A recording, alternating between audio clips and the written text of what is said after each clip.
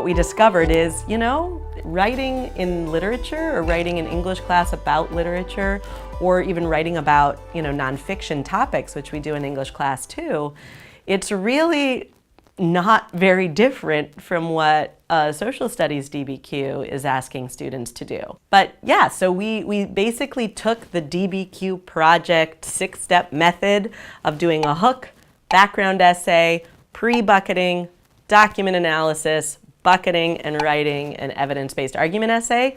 We took that whole structure and have developed units around literature, having kids go through that same process.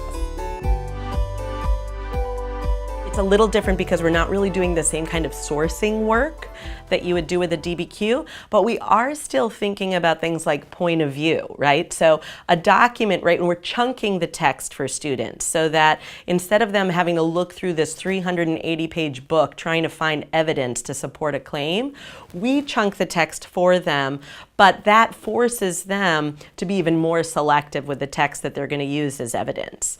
And we might also juxtapose different pieces of text so that we have one document, for example, in To Kill a Mockingbird, which we title Ma'am versus Boy, two words that come from the text. When Mayla is called ma'am versus when Tom is called boy in the courtroom, and what that says about the culture and the racism and the classism and the sexism of the time, really. It's a very rich document.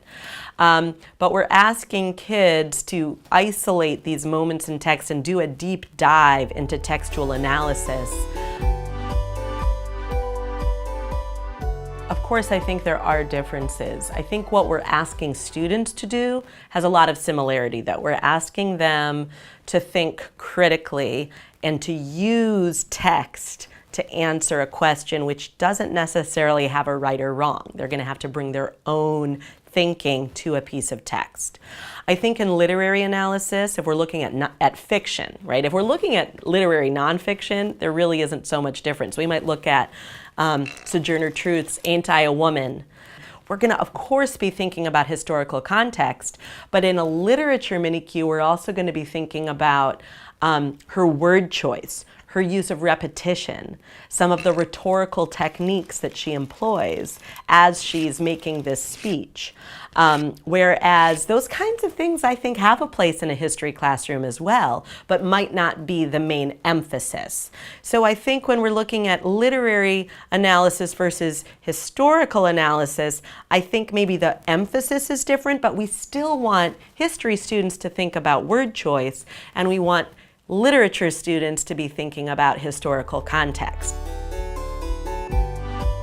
Both historical documents and literature can help can both serve as a lens into culture, right? So if we're looking at the Harlem Renaissance, it's a much richer investigation if you include sort of the historical figures, the art, and the literature in order to sort of get a sense of that time period. Same thing is true. Many of our units also work to sort of compare historical events with literature of the period.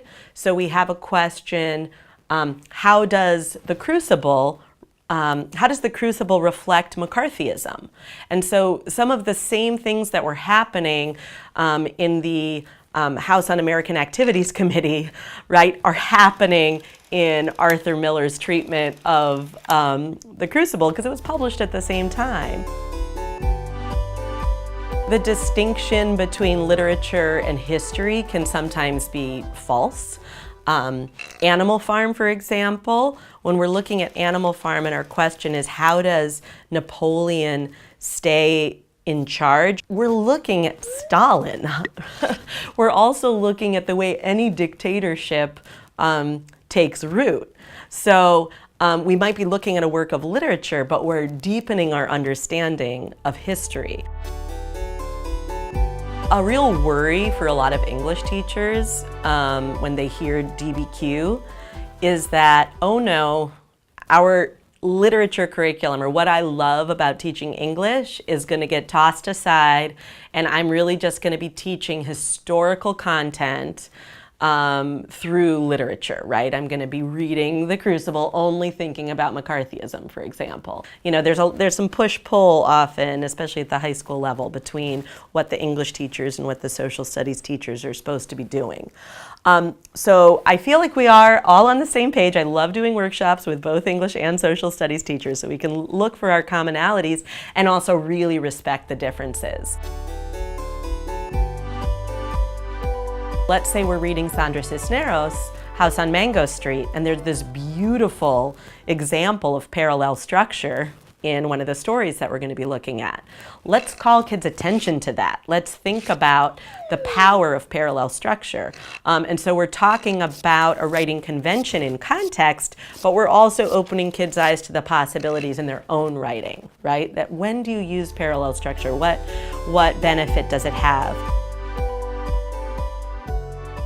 You know, different teachers, different schools, different districts are going to have different feelings about this. My personal feeling is read the whole text if you can, but don't deny kids the experience of being able to read some Shakespeare just because you're afraid they won't be able to get through all of it. Give them a taste, hook them in, make them feel confident, like, oh, I can make sense of Shakespeare. It's all about building up kids' confidence and making this kind of high-level thinking and these rigorous, interesting, culturally important texts, making those accessible to kids at all skill levels. That's what the DBQ Project is all about.